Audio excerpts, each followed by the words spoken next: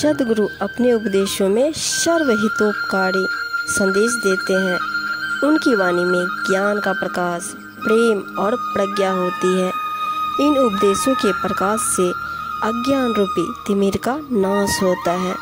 सद्गुरु के ज्ञानोपदेश से जिज्ञासु भक्त संसार की असारता तथा सबके ऊपर पड़ने वाली काल की कठिन चोट को स्पष्टता समझकर सावधान हो जाते हैं।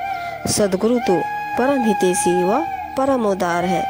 कहते हैं, मन राजा नायक भया, टांडा लादा जाए, हे रही पूंजी गई बिलाए।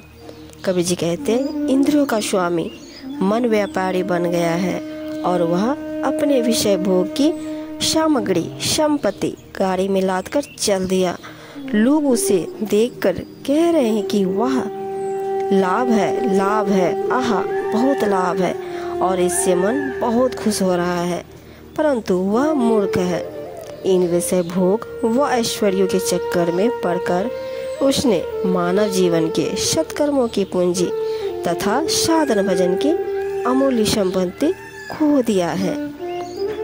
कहते हैं, जहाँ न जाको गुण लहे, तहाँ न ताको ठाव, धोबी बश के क्या करे, दिगंबर के गांव। कबीर साहब जी कहते हैं, जहाँ पर जिसकी योग्यता का समान नहीं होता, वहाँ उसका रहना ठहरना उचित नहीं है।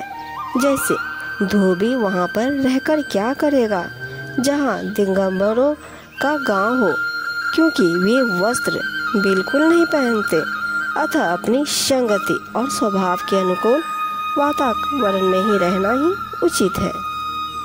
और कहते हैं साहेब जी, बाले जैसी किरकिरी, उजल जैसी धूप, ऐसी मीठी कछु नहीं, जैसी मीठी चूप। कबीर साहब जी कहते हैं, बालू के समान किसी अन्य वस्तु में इतनी किरकिराहट नहीं होती, धूप के समान उज्जवल प्रकाश भी नहीं है, ऐसी कोई मीठी वस्तु भी नहीं है जैसा मीठा चुप रहना है।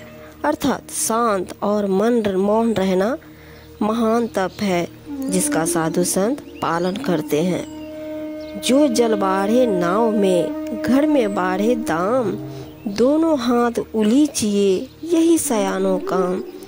साहब जी कहते हैं, यदि नाव में किसी कारणवश जल भरने लगे और घर में लाभ रूप से धन बढ़ता चला जाए, तो विलंब न करो, दोनों हाथों से उसे उलीचो, बाहर निकालो, यदि बुद्धिमानी का काम है, अन्यथा डूब जाओगे।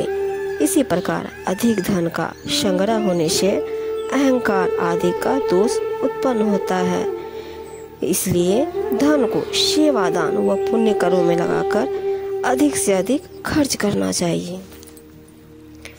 ऋतु बसंत याचक भया, हड़की दिया द्रुमपात, ताते नव पल्लव भया, दिया दूर नहीं जात।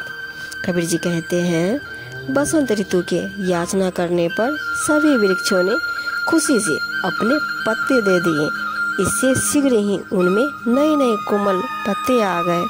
अतः यह वास्तव में सत्य ज्ञान है कि दिया हुआ दान कभी भी निष्फल नहीं जाता, बल्कि और अधिक उत्तम में लौटकर वापस आता है। अति हट मत कर बावड़े, हट से बात न होए, ज्यों ज्यों भीजे कामड़ी, त्यों त्यों भारी होए। साहब जी कहते, अरे बावले, अधिक हट मत कर। अत्यंत हट करने से बात बनती नहीं है, बल्कि और बिगड़ने की संभावना रहती है। जिस तरह कंबल भीगते रहने से अधिक भारी हो जाता है, सज्जन पुरुष की बात को मान लेना चाहिए। खाए पकाए लुटाए ले, यह मनमा मिजमान, लेना हो सो ले ले, यही गोई मैदान। साहिब जी कहते हैं, स्वयं पकाओ, खाओ तथा दूसरों को दान पुण्य कर लुटा दो, यानी कि सेवा करो। यह मन तो मेहमान के समान है, इसे किसी भी क्षण चल देना है। अतः यहाँ से जो भी लेना है सो ले लो। संसार रूपी मैदान में शरीर रूपी यह गेंद न जाने किस ओर लुढ़क जाए। अर्थात जो भी सत्कर्म करना चाहो वह अविलंब कर डालो।